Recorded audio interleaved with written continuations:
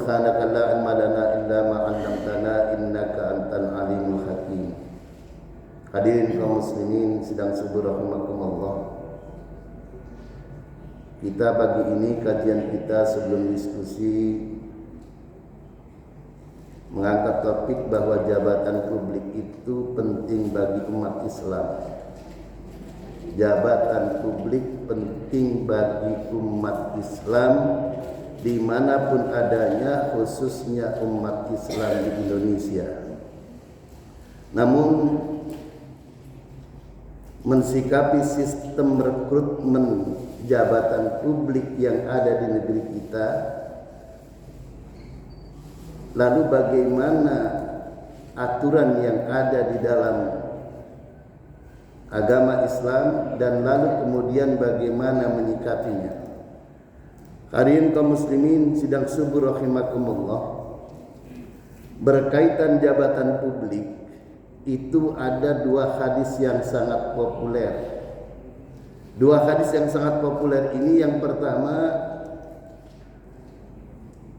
populernya itu karena hadis ini melarang orang, melarang muslim, melarang mukmin meminta jabatan. Muslim dilarang meminta jabatan berdasarkan dua hadis ini. Lalu bagaimana mensikapinya?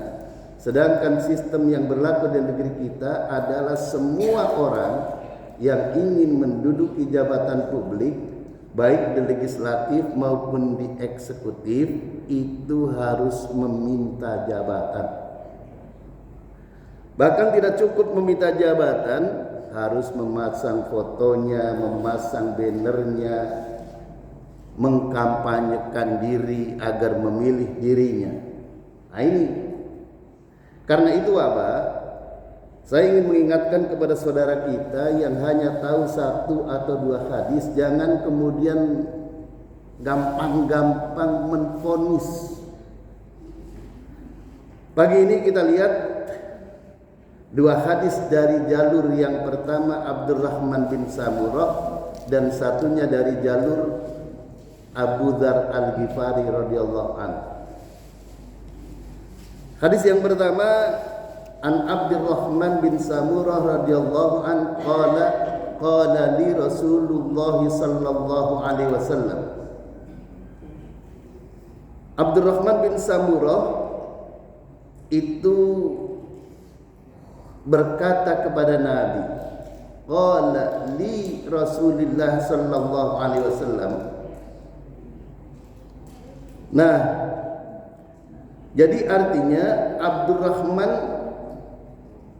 telah bersabda Nabi kepada Abdurrahman, ya Abdurrahman bin Samurah, wahai Abdurrahman bin Samurah, la tas'alil imarah. La tas'alil imarah, janganlah kalian minta jabatan, janganlah engkau minta jabatan. Janganlah engkau meminta kepadaku agar aku menjadikan dirimu sebagai pejabat publik. Jangan engkau minta kepadaku agar aku menjadikan engkau seorang penguasa. La tas'alil imarah. Kenapa? In u'titaha an masalatin wukilta ilaiha. Dalam sabda yang lain, fa innaka in u'titaha an masalatin wukilta ilaiha. Jika jabatan itu diberikan kepadamu an masalatin, karena sebab engkau meminta, an masalatin karena sebab engkau meminta jabatan publik, kata Nabi, wukilta ilaiha, maka jabatan itu akan diberikan kepadamu, namun Allah tidak akan menolong dirimu di dalam melaksanakan jabatan publik itu. Jadi kalau jabatan itu diminta karena orang itu meminta jabatan, maka andaikan jabatan itu diberikan kepadanya, maka tatkala orang itu menjabat jabatan publik tidak akan ditolong Allah. Na'udzubillah min dzalik. Lalu Nabi melanjutkan sabdanya, wa in uqtitaha min ghairi mas'alatin.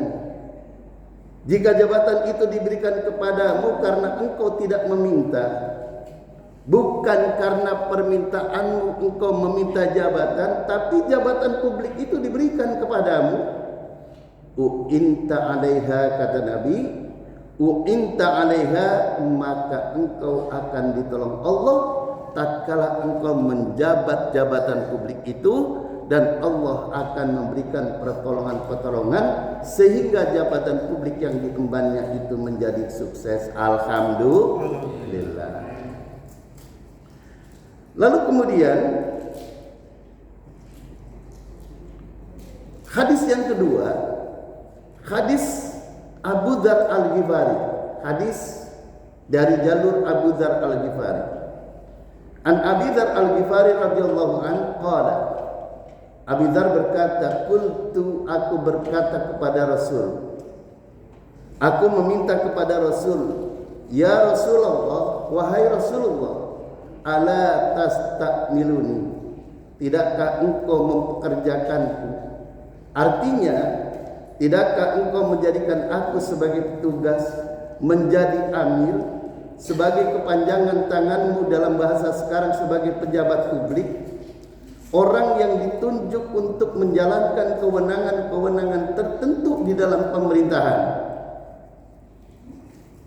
Itu permintaan Abu Dzar kepada Abu Dzar Al-Ghifari kepada Nabi agar dirinya ditunjuk, diangkat sebagai pejabat publik.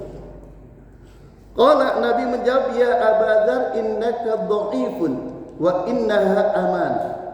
Wahai Abu Dzar, innaka dha'ifun, engkau itu lemah. Hadirin kaum muslimin rahimakumullah. Abu Dzar ini sahabat Nabi, sahabat yang betul-betul sungguh-sungguh mulia. Beliau itu adalah sahabat Nabi yang termasuk orang yang pertama-tama masuk Islam, as-sabiqunal awwalun. Kalau tentang kesolehannya jangan ditanya.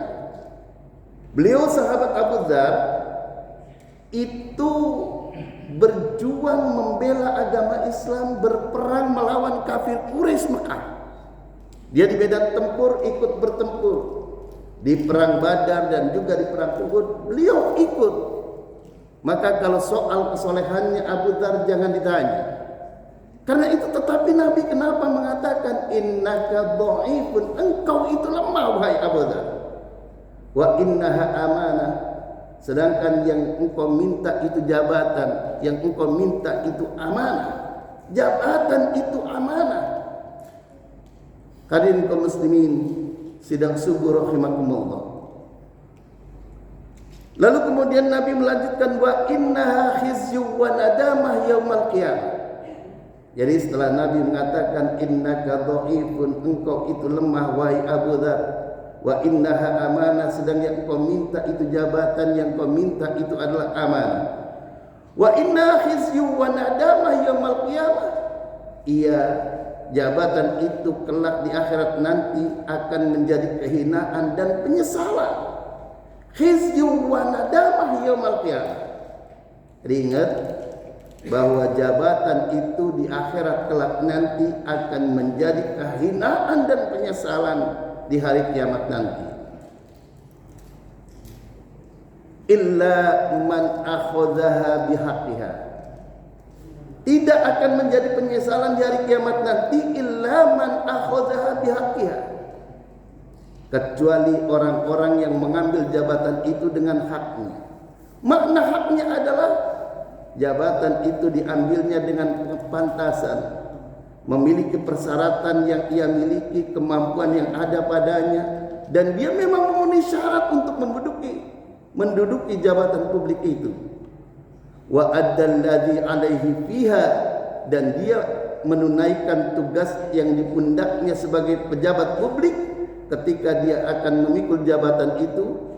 Maka kalau dua hal ini, illa man akhadhaha bihaqqiha, kecuali mengambil jabatannya itu adalah dengan haknya, memenuhi syarat sebagai pejabat publik, wa adalladzi alaihi fiha, dan memenuhi syarat yang mendahulinya serta syarat yang menyertainya, baik syarat usia, syarat pengalaman, syarat keilmuan, dan syarat yang menyertainya, wa adalladzi alaihi fiha, maka jabatan itu tidak akan menjadi penyesalan di hari kiamat nanti. Alhamdulillah. Hadirin kaum muslimin sidang subuh rahimakumullah.